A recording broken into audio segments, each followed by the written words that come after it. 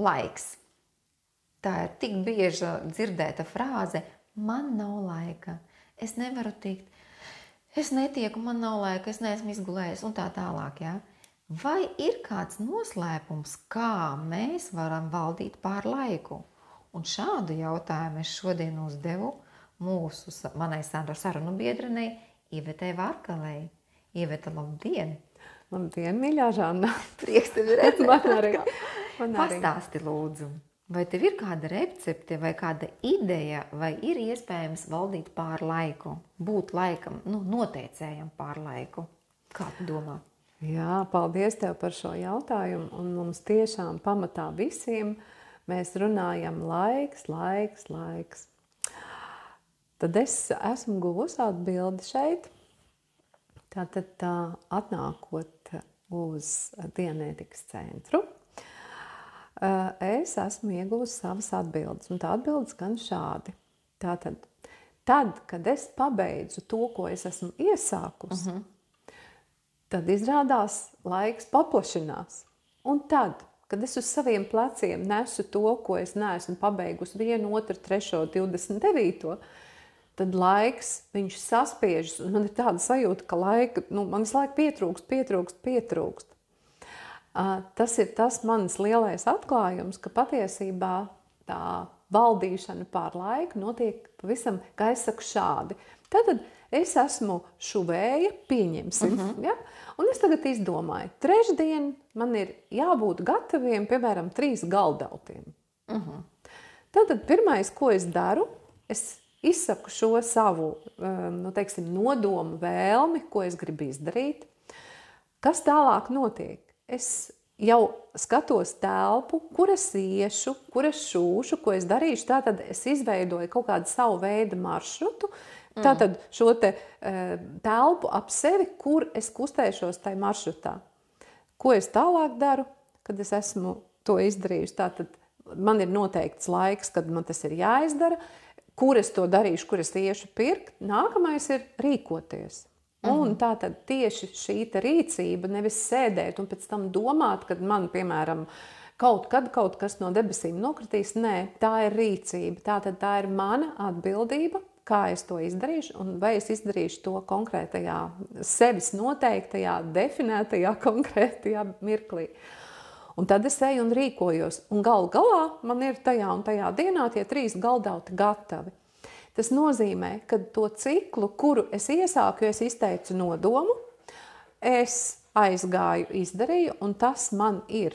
Tātad tas man nes pēc tam iespēju, peļņa man ir, jā, tātad galdautus es tur esmu uzšuvus, pārdevusi vai ko tur izdarījusi, jā. Un es varu jau izvirzīt nākamo. Un tas miers, kas ir iekšēji manī, kad tas darbs ir paveikts, viņš paņem to slogu, pati varbūt noteikti es piedzīvojusi, ja? Kā tas ir justies, kad kaut kas nav padarīts un kā tas spiež. Mēs pat gulēt nevaram dažkārt aiziet, vai ne? Vai pamožamies sviedros naktī, ja? Jā, šitas bija viens moments, kad vienā lekcijā teica, ka izdari uzreiz. Piemēram, e-pastī, ja? Atnāk. Jā. Tu vēlāk atbildēšu, tagad nē. Un tad jau nāk nākamais, un beigās jau ir tik daudz neatbildētu e-pastu, vai ne, ka tu vairs pat nespēji pietuvoties tam kompjuteram. Un tu beigās sanāc, ka tu esi kalps, vergs, vai ne, tai situācijai. Ja? Tāpēc es domāju, ka tāpat arī tūlīt, tas ir tas, vai ne, vēlāk, pēc tam. Vai ne, ir dzirdēti? Es nezinu, vai tavā dzīvē tas ir bijis, bet es uz sevis pilnīgi ļoti labi zinu.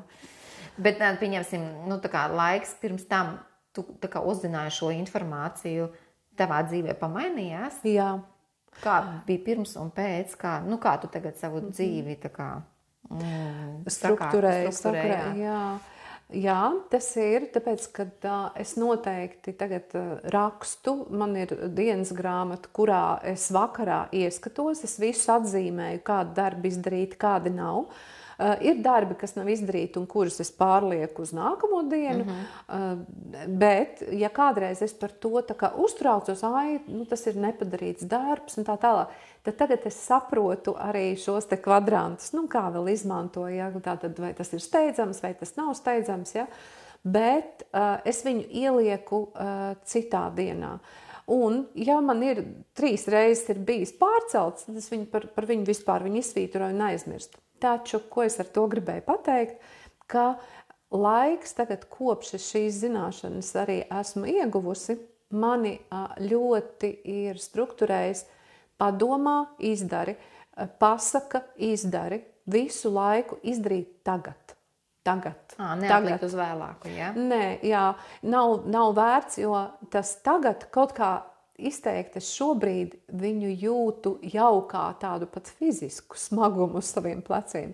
Es to varu arī pateikt, tāpēc, ka jau ir, pa šo pusgadu jau ir izveidojies šis ieradums darīt, uzreiz piezvanīt, aiziet nopirkt, pateikt un tā tālāk. Kā es daru? Es varu pateikt, tā ir tāda mana recepte, kā es smējos. Es labprāt klausīšos. Pavisam vienkārši. Ejam garām kaut kam un redzam uz grīdas ir, mājās, ja? Ir mazs gruzīts. Tagad nē. Vēlāk.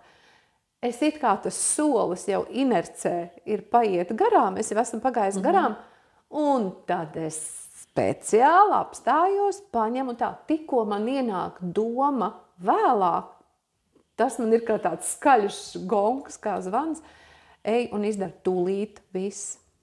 Un ļoti interesanti, reti, ka tagad ir kaut kāds gruzītis, kas stāv un kur es nepaceltu uzreiz un kur man ir jāpadomā vēlāk. Varētu teikt, pat nav tās situācijas. Bet sākumā tas bija jāveido kā ieradums. Tas bija kā ieradums jāveido, tāpēc, ka mēs gribam atlikt. Arī es gribēju atlikt. Oi, Ivetiņa, tu esi malacis.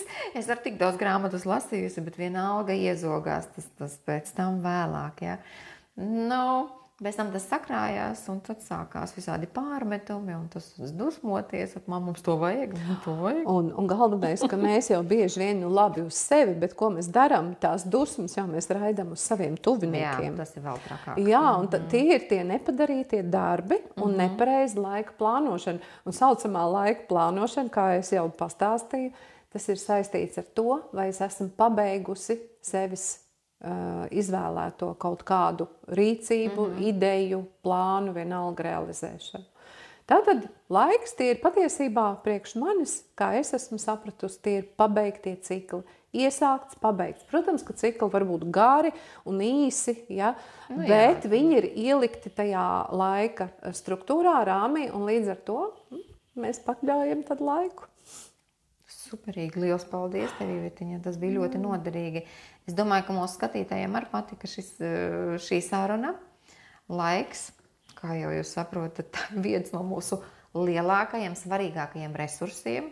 Ja? Visi runā par naudu, bet tagad jau pēdējā laikā cilvēki runā laiks, ka tomēr tas ir svarīgāks vēl par naudu tagad. Ja? Ka, teiksim, cilvēki strādā no rīta līdz vakaram un ka vairs neatliek laika sev, ja? Ir kaut kādi plāni, es gribētu to darīt, es gribētu šito darīt, un nedara. Jā. Bet vienkārši ņemiet un dariet, sarunājuši. Un ja jūs gribat uzzināt, ko vairāk, kā plānot savu laiku, kā ekonomēt savu laiku, kā iegūt laiku, kā iegūt laiku priekš tā, ko jūs reāli gribat darīt, priekš sevis, un tas, kas sen bija nolikts maliņā, ja? Nāciet uz kursu. Jā, Ivetiņā, tu atceries to kursu? Tas atkal, mana mīļā grāmata, tā bija šī te, kā sev motivēt. Tur bija atklājumi. Un, mīļā Žana, es gribu pateikt vienu ļoti man vērtīgu lietu. Mēs laiku ieguldam. Jo tā doma arī, jo bieži vien cilvēki saka, mēs zaudējam laiku, es tagad tev viņu izmetu, iztērēju vai vēl kaut kā, ja? Patiesībā arī, ja mums ir kaut kas nogājis greizi, un tajā ir, šis laika ieguldījums ir bijis, teiksim, garāks tas posms, es vienalga uzskatu, ka tas ir ieguldījums sevī, tāpēc, ka tā ir mācību stunda. Un no mācībām jau sastāv viss. Nē, tas ir ieguldījums, jā. Bet ja ieiet internetā, Facebookā, viss. Jā. Pazūd, nav cilvēku vairs. Labi. Jūs dzirdējāt, kā sevi motivēt. Tad nāciet uz Latvijas Dianētikas centru, Krišāņa Valdemāra ielā 20, telpas 2.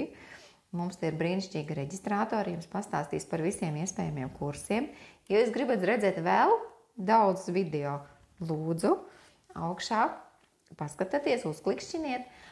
Ja jūs gribat iegādāties kādu kursu grāmatu, bet nevēlaties nākt, jo esat tālu no šejienes, jūs varat vērsties online, uzklikšķiniet, ja?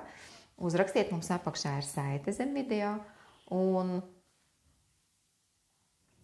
nāciet, ja gribat iegādāties konkrēti grāmatu, nāciet uz Krišāņa Valdemāra 20 telpas 2. Un paldies, ka jūs šodien bijāt ar mums. Paldies, Iveta. Tu esi brīnišķīgs. Paldies, mīļā Žanna. Es domāju, ka mēs vēl pašas tēmas atradīsim, par ko parunāt.